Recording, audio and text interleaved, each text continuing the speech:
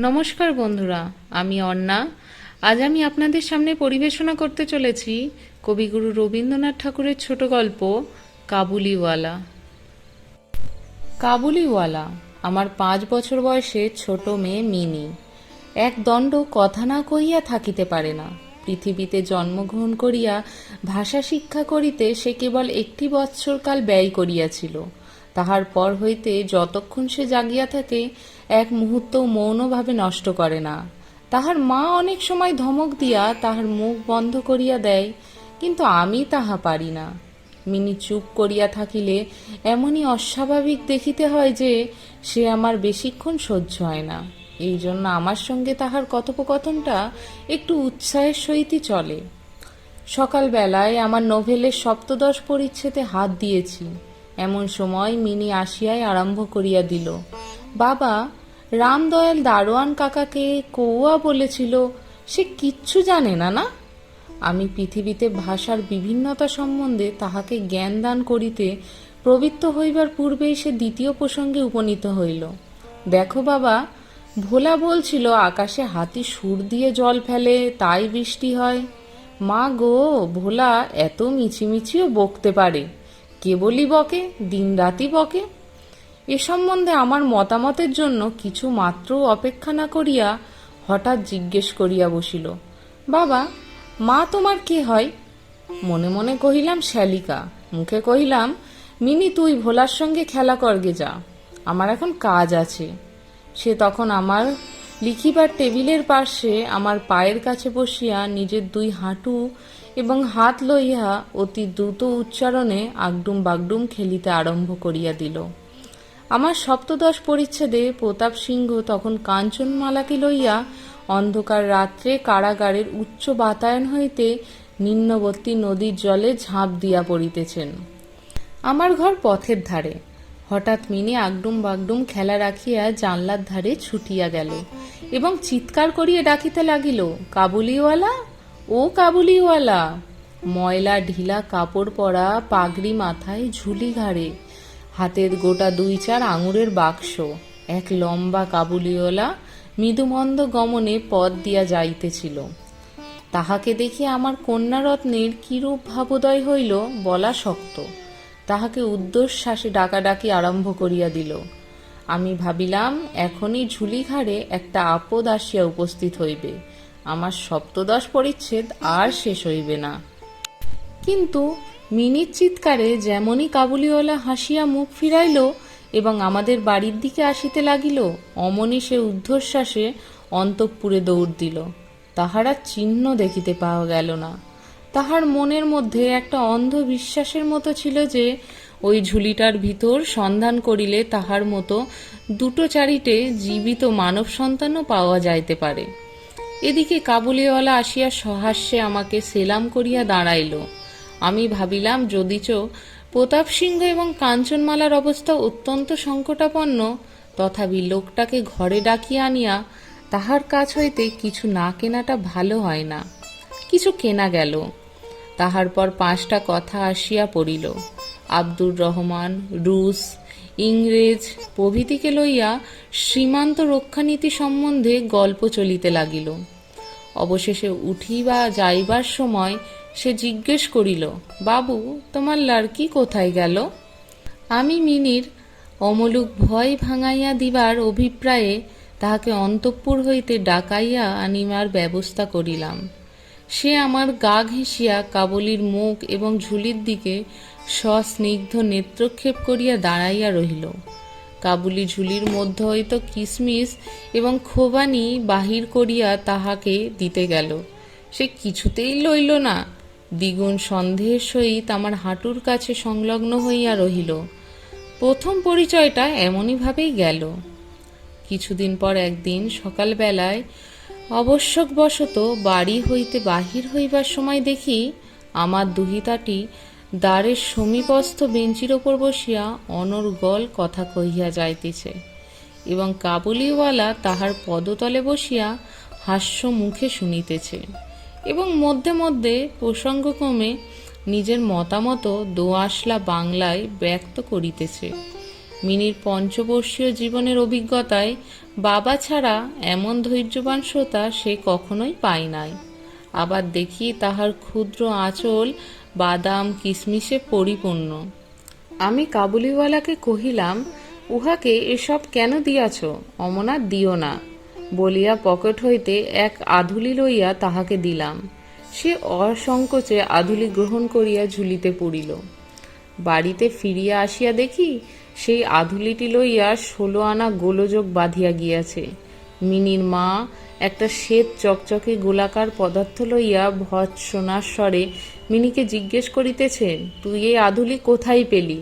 Mini বলিতেছে, Kabuliwala দিয়েছে। তাহার মা বলিতেছেন, কাবুলিওয়ালার কাছ হইতে আধুলি তুই কেন নিতে গেলি? মিনি কন্দ্রনের উপক্রম করিয়া কহিল, আমি চাইনি, সে আপনি দিলে। আমি আসিয়া মিনিকে তাহার আসন্ন বিপদ হইতে উদ্ধার করিয়া বাহির লইয়া গেলাম। সংবাদ পাইলাম কাবুলিওয়ালার সহিত মিনির এই যে দ্বিতীয় সাক্ষাৎ তাহা নহে।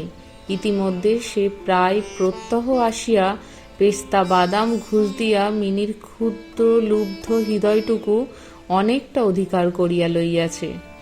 দেখিলাম এই দুটি বন্ধুর মধ্যে গুটি কতক বাঁধা কথা এবং ঠাট্টাও প্রচলিত আছে। যথা রহমতকে দেখিবা মাত্র আমার কন্যা হাসিতে হাসিতে জিজ্ঞাসা করিত, কাবুলিওয়ালা, ও কাবুলিওয়ালা, তোমারও ঝুলির ভিতর কি? রহমত একটা অনাবশ্যক চন্দ্রবিন্দু যোগ করিয়া হাসিতে হাসিতে উত্তর দিত, হাতি। অর্থাৎ তাহার ঝুলির ভিতরে যে একটা হস্তি আছে, এইটাই তাহার পরিহাসের সূক্ষ্ম মর্ম। খুব যে বেশি সূক্ষ্ম তাহা বলা যায় না, তথাপি এই পরিহাসে উভয়েই বেশ একটু কৌতুক অনুভব করিত। এবং শরৎকালের প্রভাতে একটি বয়স্ক এবং একটি অপ্রাপ্তবয়স্ক শিশুর সরল হাস্য দেখিয়া আমারও বেশ লাগিত। উহাদের মধ্যে আরও একটা কথা প্রচলিত ছিল। রহমত মিনিকে বলতো, খোঁকি, তুমি শ্বশুর বাড়ি কখনো যাবে না। বাঙালির ঘরের মেয়ে আজন্মকাল শ্বশুরবাড়ি শব্দটার সহিত পরিচিত, কিন্তু আমরা কিছু একেলে ধরনের লোক হওয়াতে শিশু মেয়েকে শ্বশুরবাড়ি সম্বন্ধে সজ্ঞান করিয়া তোলা হয় নাই। এই জন্য রহমতের অনুরক্তা সে পরিষ্কার বুঝিতে পারিত না, অথচ কথাটার একটা কোনো জবাব না দিয়া চুপ করিয়া থাকা নিতান্ত তাহার স্বভাব বিরুদ্ধ। সে উল্টাইয়া জিজ্ঞেস করিত, তুমি শ্বশুরবাড়ি যাবে? রহমত কাল্পনিক শ্বশুরের প্রতি প্রকাণ্ড মোটা মুষ্টি আস্ফলন করিয়া কহিত, আমি শ্বশুরকে মারবে। শুনিয়া মিনি শ্বশুর নামক কোনো এক অপরিচিত জীবের দুরবস্থা কল্পনা করিয়া অত্যন্ত হাসিত। এখন শুভ্র শরৎকাল। প্রাচীনকালে এই সময়ে রাজারা দিগ্বিজয়ে বাহিরে যাইতেন। আমি কলিকাতা ছাড়িয়া কখনো কোথাও যাই নাই, কিন্তু সেই জন্যই আমার মনটা পৃথিবীময় ঘুরিয়া বেড়ায়। আমি যেন আমার ঘরের কোণে চিরপ্রবাসী। বাহিরের পৃথিবীর জন্য আমার সর্বদা মন কেমন করে। একটা বিদেশের নাম শুনিলেই অমনি আমার চিত্ত ছুটিয়া যায়, তেমনি বিদেশি লোক দেখিলেই অমনি নদী পর্বত অরণ্যের মধ্যে একটা কুটিরের দৃশ্য মনে উদয় হয় এবং একটা উল্লাসপূর্ণ স্বাধীন জীবনযাত্রার কথা কল্পনায় জাগিয়া ওঠে। এদিকে আবার আমি এমনই উদ্ভিজ্জ প্রকৃতি যে আমার কোনাটুকু ছাড়িয়া একেবারে বাহির হইতে গেলে মাথায় বজ্রাঘাত হয়। এই জন্য সকালবেলায় আমার ছোট ঘরে টেবিলের সামনে বসিয়া এই কাবুলির সঙ্গে গল্প করিয়া আমার অনেকটা ভ্রমণের কাজ হইত। দুই ধারে বন্ধুর দুর্গম দগ্ধ রক্তবর্ণ উচ্চ গিরিশ্রেণী, মধ্যে সংকীর্ণ মরুপথ, বোঝাই করা উষ্ট্রের শ্রেণী চলিয়াছে। পাগড়ি পরা বণিক ও পথিকের কেহ বা উঠের পরে, কেহ বা পদবজ্রে, কাহারো হাতে বর্ষা, কাহারো হাতে সেকেলে চকমকি ঠোকা বন্দুক। কাবুলি মেঘমন্দ্র স্বরে ভাঙা বাংলায় স্বদেশের গল্প করিত, আর এই ছবি আমার চোখের সম্মুখ দিয়া চলিয়া যাইত। মিনির মা অত্যন্ত শঙ্কিত স্বভাবের লোক। রাস্তায় একটা শব্দ শুনিলেই তাহার মনে হয় পৃথিবীর সমস্ত মাতাল আমাদের বাড়িটায় বিশেষ করিয়া ছুটিয়া আসিতেছে।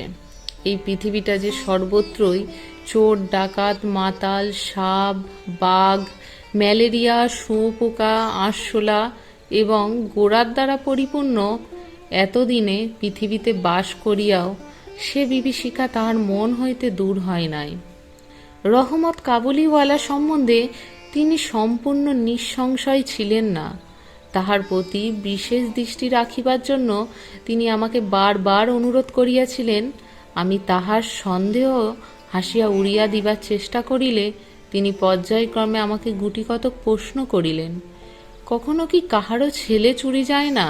কাবুল দেশে কি দাস ব্যবস্থা প্রচলিত নাই? একজন প্রকাণ্ড কাবুলির পক্ষে একটি ছোট ছেলে চুরি করিয়া লইয়া যাওয়া কি একেবারেই অসম্ভব? আমাকে মানিতে হইল ব্যাপারটা যে অসম্ভব তাহা নহে, কিন্তু অবিশ্বাস্য। বিশ্বাস করিবার শক্তি সকলের সমান নহে।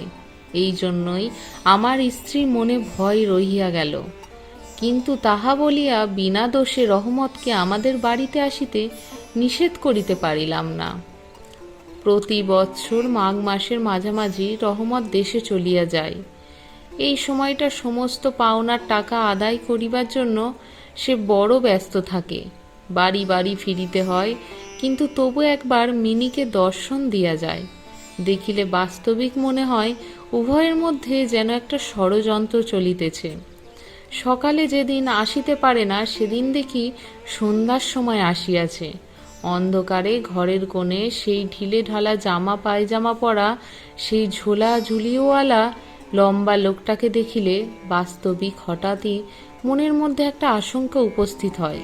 কিন্তু যখন দেখি মিনি কাবুলিওয়ালা করি হাসিতে ছুটিয়া আসে এবং দুই অসমবয়সী বন্ধুর মধ্যে পুরাতন সরল পরিহাস চলিতে থাকে, তখন সমস্ত হৃদয় প্রসন্ন হইয়া ওঠে। একদিন সকালে আমার ছোট ঘরে বসিয়া প্রুফশিট সংশোধন করিতেছি। বিদায় লইবার পূর্বে আজ 2-3 দিন হইতে শীতটা খুব কনকনে হইয়া উঠিয়াছে। চারিদিকে একেবারে হিহিকার পড়িয়া গিয়াছে। জানালা ভেদ করিয়া সকালের রৌদ্রটি টেবিলের নিচে আমার পায়ের ওপর আসিয়া পড়িয়াছে। সেই উত্তাপটুকু বেশ মধুর বোধ হইতেছে। বেলা বোধ করি 8টা হইবে। মাথায় গলাবন্ধ জড়ানোর উষাচরগণ প্রাতভ্রমণ সমাধা করিয়া প্রায় সকলে ঘরে ফিরিয়া আসিয়াছে। এমন সময় রাস্তায় ভারী একটা গোল শোনা গেল। চাহিয়া দেখি আমাদের রহমতকে 2 পাহারাওয়ালা বাঁধিয়া লইয়া আসিতেছে। তাহার পশ্চাতে কৌতূহল ছেলের দল চলিয়াছে। রহমতের গাত্র বস্ত্রে রক্তচিহ্ন এবং একজন পাহারাওয়ালার হাতে রক্তাক্ত ছোড়া। আমি দ্বারের বাহিরে গিয়া পাহারাওয়ালাকে দাঁড় করাইলাম। জিজ্ঞেস করিলাম, ব্যাপারটা কি? কিয়দাংশ রহমতের কাছে শুনিয়া জানিলাম যে আমাদের প্রতিবেশী একজন লোক রামপুরী চাদরের জন্য রহমতের কাছে কিঞ্চিৎ ধারিত। মিথ্যাপূর্বক সেই দেনা সে অস্বীকার করে এবং তাহা লইয়াই বচসা করিতে করিতে রহমত তাহাকে এক ছুরি বসাইয়া দিয়াছে। রহমত সেই মিথ্যাবাদীর উদ্দেশ্যে নানা রূপ অশ্রাব্য গালি দিতেছে। এমন সময় কাবুলিওয়ালা করিয়া ডাকিতে ডাকিতে মিনি ঘর হইতে বাহির হইয়া আসিল। রহমতের মুখ মুহূর্তের মধ্যে কৌতুক হাস্যে প্রফুল্ল হইয়া উঠিল। তাহার স্কন্ধে আজ ঝুলি ছিল না, সুতরাং ঝুলি সম্বন্ধে তাহাদের অভ্যস্ত আলোচনা হইতেও পারিল না। মিনি একেবারেই তাহাকে জিজ্ঞেস করিল, তুমি শ্বশুরবাড়ি যাবে? রহমত হাসিয়াই কহিল, সেখানেই যাচ্ছে। দেখিলে উত্তরটা মিনি হাস্যজনক হইল না। তখন হাত দেখাইয়া বলিল, শ্বশুরাকে মারিতাম, কিন্তু কি করিব, হাত বাঁধা। সাংঘাতিক আঘাত করা অপরাধে কয়েক বৎসর রহমতের কারাদণ্ডও হইল। তাহার কথা এক প্রকার ভুলিয়াই গেলাম। আমরা যখন ঘরে বসিয়া চির অভ্যস্ত মতো নিত্য কাজের মধ্যে দিনের পর দিন কাটাইতাম, তখন একজন স্বাধীন পর্বতচারী পুরুষ কারা প্রাচীরের মধ্যে যে কেমন করিয়া বর্ষ যাপন করিতেছে তাহা আমাদের মনে উদয় হইত না। আর চঞ্চলা হৃদয়ে মিনির আচরণ যে অত্যন্ত লজ্জাজনক তাহা তাহার বাপকে স্বীকারও করিতে হয়। সে সচ্ছন্দে তাহার পুরাতন বন্ধুকে বিস্মৃত হইয়া প্রথমে নবী সহিসের সহিত সখ্য স্থাপন করিল।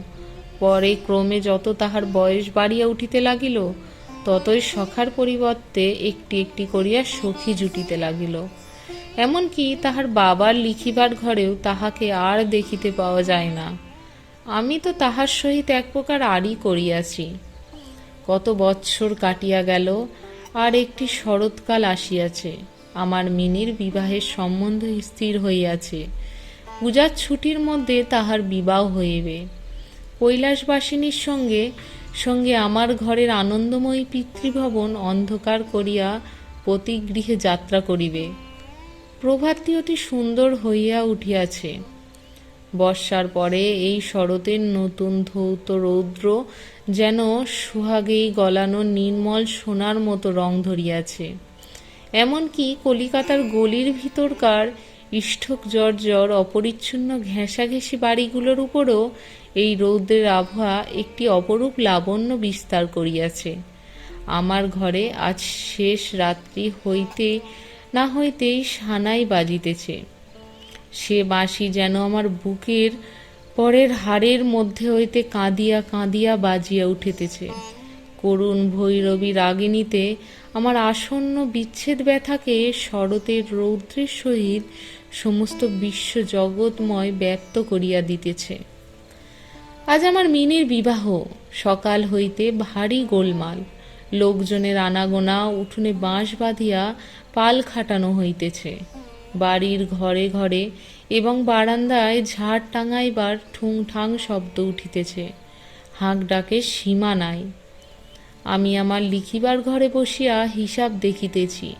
এমন সময় রহমত আসিয়া সেলাম করিয়া দাঁড়াইল। আমি প্রথমে তাকে চিনতে পারিলাম না। তাহার সে ঝুলিও নাই, তাহার সে লম্বা চুলও নাই, তাহার শরীরে পূর্বের মতো সে তেজও নাই। অবশেষে তাহার হাসি দেখিয়া তাহাকে চিনিলাম। কহিলাম, কিরে রহমত, কবে আসিলি? সে কহিল, কাল সন্ধেবেলা জেল হইতে খালাস পাইয়াছি। কথাটা শুনিয়া কেমন কানে খট করিয়া উঠিল। কোনো খুনিকে কখনো প্রত্যক্ষ দেখি নাই।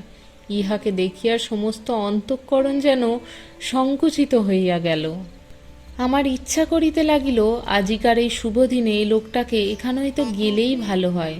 আমি তাহাকে কহিলাম, আজ আমাদের বাড়িতে একটা কাজ আছে, আমি কিছু ব্যস্ত আছি, তুমি আজ যাও। কথাটা শুনিয়াই সে তৎক্ষণাৎ চলিয়া যাইতে উদ্যত হইল। অবশেষে দরজার কাছে গিয়া একটু ইতস্তত করিয়া কহিল, খোকিকে একবার দেখিতে পাইব না? তাহার মনে বুঝি বিশ্বাস ছিল মিনি সেইভাবেই আছে। সে যেন মনে করিয়াছিল মিনি আবার সেই পূর্বের মতো কাবুলিওয়ালা ও কাবুলিওয়ালা করিয়া ছুটিয়া আসিবে। তাহাদের সেই অত্যন্ত কৌতুকাবহ পুরাতন হাস্যলাপের কোনো রূপ ব্যত্যয় হইবে না। এমনকি পূর্ব বন্ধুত্ব স্মরণ করিয়া সে এক বাক্স আঙুর এবং কাগজের মোড়কে কিঞ্চিত কিশমিশ বাদামও বোধ করি কোনো স্বদেশীয় বন্ধুর নিকট হইতে চাহিয়া চিন্তিয়া সংগ্রহ করিয়া আনিয়াছিল। তাহার সে নিজের ঝুলিটি আর ছিল না। আমি কহিলাম, আজ বাড়িতে কাজ আছে, আজ আর কাহারও সহিত দেখা হইতে পারিবে না। সে যেন কিছু ক্ষুণ্ণ হইল। স্তব্ধভাবে দাঁড়াইয়া একবার স্থির দৃষ্টিতে আমার মুখের দিকে চাহিল। তারপরে বাবু সেলাম বলিয়া দ্বারের বাহিরে হইয়া গেল। আমার মনে কেমন একটু ব্যথা বোধ হইল। মনে করিতেছি তাহাকে ফিরিয়া ডাকিব, এমন সময় দেখি সে আপনি ফিরিয়া আসিতেছে। কাছে আসিয়া কহিল, এই আঙুর এবং কিঞ্চিত কিশমিশ বাদাম খুকির জন্য আনিয়াছিলাম, তাহাকে দিবেন। আমি সেগুলো লইয়া দাম দিতে উদ্যত হইলে সে হঠাৎ আমার হাত চাপিয়া ধরিল। কহিল, আপনার বহুত দয়া, আমার চিরকাল স্মরণ থাকিবে, আমাকে পয়সা দিবেন না। বাবু, তোমার একটি যেমন লড়কি আছে, তেমনি দেশে আমারও একটি লড়কি আছে। আমি তাহারই মুখখানি স্মরণ করিয়া তোমার খোকির জন্য কিছু কিছু মেওয়া হইতে লইয়া আসি। আমি তো সওদা করিতে আসি না। এই বলিয়া সে আপনার মস্ত ঢিলা জামাটার ভিতর হাত চালাইয়া দিয়া বুকের কাছে কোথা হইতে এক টুকরো ময়লা কাগজ বাহির করিল। বহু সযত্নে ভাঁজ খুলিয়া দুই হস্তে আমার টেবিলের ওপর মেলিয়া ধরিল। দেখিলাম কাগজের উপর একটি ছোট হাতের ছাপ। ফটোগ্রাফি নহে, তেলের ছবিও নহে। হাতে খানিকটা ভূষা মাখাইয়া কাগজের উপর তাহার চিহ্ন ধরিয়া লইয়াছে। কন্যার এই স্মরণ চিহ্নটুকু বুকের কাছে লইয়া রহমত প্রতি বৎসর কলকাতার রাস্তায় মেওয়া বেচিতে আসে, যেন সেই সুকোমল ক্ষুদ্র শিশুহস্তটুকুর স্পর্শখানি তাহার বিরাট বিরহী বক্ষের মধ্যে সুধা সঞ্চর করিয়া রাখে। দেখিয়া আমার চোখ ছলছল করিয়া আসিল। তখন সে যে একজন কাবুলিওয়ালা আর আমি যে একজন বাঙালি সম্ভ্রান্ত বংশীয় তাহা ভুলিয়া গেলাম। তখন বুঝিতে পারিলাম সেও যে আমিও সেও পিতা আমিও পিতা। তাহার পর্বত গৃহবাসিনী ক্ষুদ্র পার্বতীর সেই হস্তচিহ্ন আমারই মিনিকে স্মরণ করিয়া দিল। আমি তৎক্ষণাৎ তাহাকে অন্তঃপুর হইতে ডাকিয়া পাঠালাম। অন্তঃপুর হইতে অনেক আপত্তিও উঠিয়াছিল, কিন্তু আমি কিছুতেই কর্ণপাত করিলাম না। রাঙা চেরি পরা, কপালে চন্দন আঁকা বধূবেশিনী মিনি সলজ্জভাবে আমার কাছে আসিয়া দাঁড়াইল। তাহাকে দেখিয়া কাবুলিওয়ালা প্রথমটা থতমত খাইয়া গেল। তাহাদের পুরাতন আলাপ জমাইতে পারিল না। অবশেষে হাসিয়া কহিল, খোকি, তুমি শ্বশুর বাড়ি যাবিস? মিনি এখন শ্বশুর বাড়ির অর্থ বোঝে। এখন আর সে পূর্বের মতো উত্তর দিতে পারিল না। রহমতের প্রশ্ন শুনিয়া লজ্জায় আরক্ত হইয়া মুখ ফিরাইয়া দাঁড়াইল। কাবুলিওয়ালার সহিত মিনির যেদিন প্রথম সাক্ষাৎ হইয়াছিল, আমার সেই দিনের কথা মনে পড়িল। মনটা কেমন ব্যথিত হইয়া উঠিল। মিনি চলিয়া গেলে একটা গভীর দীর্ঘ নিঃশ্বাস ফেলিয়া রহমত মাটিতে বসিয়া পড়িল। সে হঠাৎ স্পষ্ট বুঝিতে পারিল তাহার মেয়েটিও ইতিমধ্যে এইরূপ বড় হইয়াছে। তাহার সঙ্গেও আবার নতুন আলাপ করিতে হইবে। তাহাকে ঠিক পূর্বের মতো তেমনটি আর পাইবে না। এ 8 বৎসর তাহার কি হইয়াছে তাই বা কে জানে। সকাল বেলায় শরতের স্নিগ্ধ রৌদ্র কিরণের মধ্যে সানাই বাজিতে লাগিল। রহমত কলিকাতার এক গলির ভিতরে বসিয়া আফগানিস্তানের এক মরু পর্বতের দৃশ্য দেখিতে লাগিল। আমিও একখানি নোট লইয়া তাহাকে দিলাম। বলিলাম, রহমত, তুমি দেশে তোমার মেয়ের কাছে ফিরিয়া যাও। তোমাদের মিলন সুখে আমার মিনির কল্যাণ হোক। এই টাকাটা দান করিয়া হিসেব হইতে উৎসব সমারোহের 2-1টা অঙ্গ ছাঁটিয়া দিতে হইল। যেমন মনে করিয়াছিলাম তেমন করিয়া ইলেকট্রিক আলো জ্বালাইতে পারিলাম না। গড়ের বাদ্যও আসিল না। অন্তঃপুরে মেয়েরা অত্যন্ত অসন্তোষ প্রকাশ করিতে লাগিলেন, কিন্তু মঙ্গল আলোকে আমার শুভ উৎসব উজ্জ্বল হইয়া উঠিল।